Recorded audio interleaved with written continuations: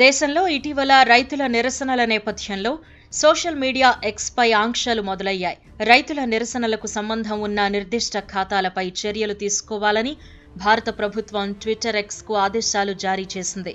దీంతో రైతుల నిరసనలతో ముడిపడి ఉన్న అనేక ఖాతాలను ఎలన్ మస్క్ నేతృత్వంలోని సోషల్ మీడియా కంపెనీ ఎక్స్ గురువారం సస్పెండ్ చేసింది.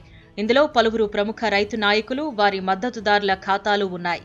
రైతుల ఉద్యమానికి సంబంధించిన ఖాతాలు, పోస్టులను నిలిపివేయాలని భారత ప్రభుత్వం సోషల్ మీడియా ప్లాట్ఫామ్లను ఆదేశించింది. అయితే ఈ చర్యలతో తాము విభేదిస్తున్నామని, భావ ప్రకటన స్వేచ్ఛను సాకుగా చూపి పోస్టులను నిలుపుదల చెయ్యరాదని సోషల్ మీడియా వేదిక ఎక్స్ పేర్కొంది. అయినప్పటికీ తాము ఈ చర్యలతో విభేదిస్తున్నామని వెల్లడించింది.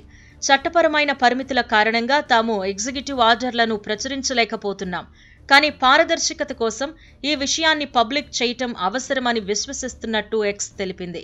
ఇదిలా ఉంటే రైతుల చలో ఢిల్లీ నిరసనకు సంబంధించి శాంతి భద్రతలను కాపాడడంలో భాగంగా కేంద్ర హోంశాఖ ఆదేశాల మేరకు మొత్తం 177 సోషల్ మీడియా ఖాతాలను, వెబ్ లింక్లను తాత్కాలికంగా సస్పెండ్ చేయాలంటూ ఫేస్బుక్, ఇన్స్టాగ్రామ్, ఎక్స్, స్నాప్చాట్ తదితర సోషల్ మీడియా ప్లాట్ఫామ్లను ఆదేశిస్తూ ఫిబ్రవరి 14న ఎలక్ట్రానిక్స్ అండ్ ఇన్ఫర్మేషన్ టెక్నాలజీ శాఖ ఉత్తర్వులు జారీ చేసింది.